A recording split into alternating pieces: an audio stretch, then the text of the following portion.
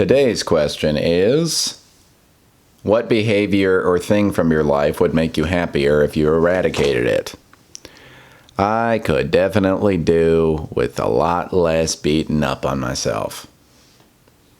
Beating up on myself has been quite the pastime of mine in the past.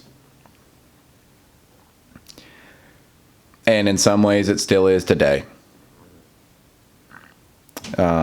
I could psychoanalyze for hours about what in my upbringing caused me to be like that.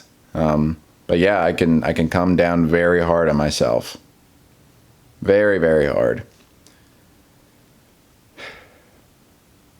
Just an interesting related anecdote. Yesterday in my acting class, we were all asked to write a summary of our given circumstances of what brings us to class. And we were encouraged to get deep with this, to really pull below the surface. And what I did was I just turned on the microphone on my phone. I pressed record, and then I just had my words converted to text, and then I went through and fine-tuned it so that it was readable. And then she gave everything that we wrote, everybody's paper got handed to another person in class, and they each read our words and tried to, do it in their own presentable way. And listening to another person read my words, oh, it was hard to hear, man. It was hard to hear. Not even because I think I did it badly or anything like that, but just because it was just brutal. I was so hard on myself. That's partly why I did it, though. That's why I did the stream of consciousness thing, is because I wanted it to be honest. I wanted it to just come out in one take. I didn't want to sort of force any kind of moral or message or anything like that. And there still kind of was one. I think that I always speak with some level of passion and intention that leads me to come to some kind of moral. I mean, that's one thing I've learned from doing these videos, is that even free riffing, I'll probably come around to some ideas I hadn't even considered before I pressed record.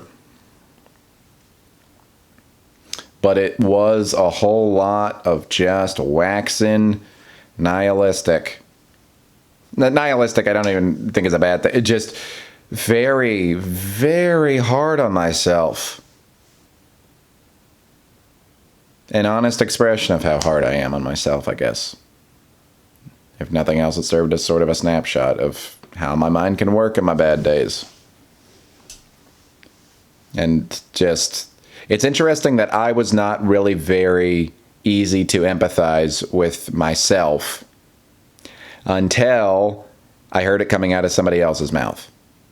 Because I was thinking, if this person was saying this sincerely and it was their words, I would, reach out to them or not, I'm not sure. But I would at least send them thoughts of I hope that you can find some kind of resolution, because I think that you are not fair to yourself.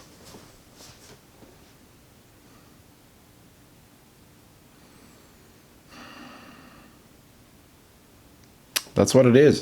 It's just unfair. It's unfair. It doesn't... I'm not willing to give myself a holistic view of everything that's going on in my life and everything that has. It's just hey, you are doing this, Joe, and that's bad. Hey, you are this way, and that's bad.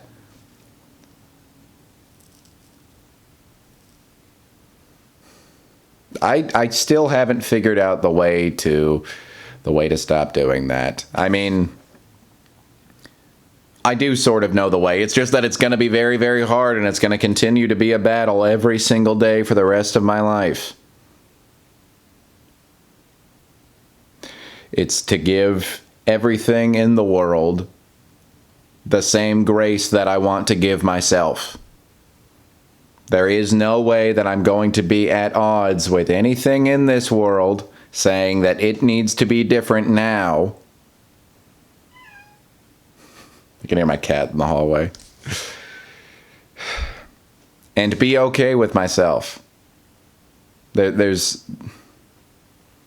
not gonna fly. I wish that it could work sometimes like that, because some days somebody will say or do something that makes me really, really mad, or I'll be mad because a road is closed and getting home is going to take way longer than I was expected to. But literally, even just judging that moment as like insufficient, not living up to the standards that it should be, is going to come back around when I'm feeling bad about myself. Because I will not be living up to my standards, and I will not be okay with that. Everything can get the same level of grace for me. So talk about deserve or not deserve. There's no universal standard for that. It's just that I can give the world that grace. And in turn, by doing that, I can give myself that level of grace.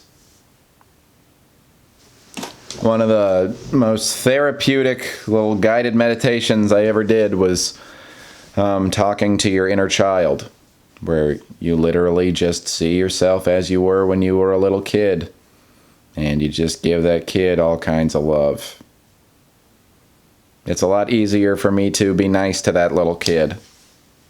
For one thing, because I feel very distanced from him at this point, even though obviously he's, in me somewhere. But also just because I know that kid is only doing its best. And sometimes I set the standard that, I should be doing better because I know, but by this point I'm only as good as I can be.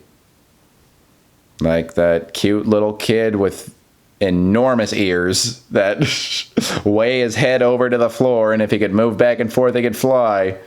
Just like that kid is only doing his best given his circumstances.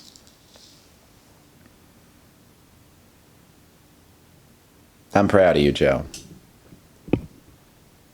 I am so tempted to turn this into a sarcastic thing, but I feel like it's just going to really kill the vibe of the entire video. And I genuinely am very, very proud of you.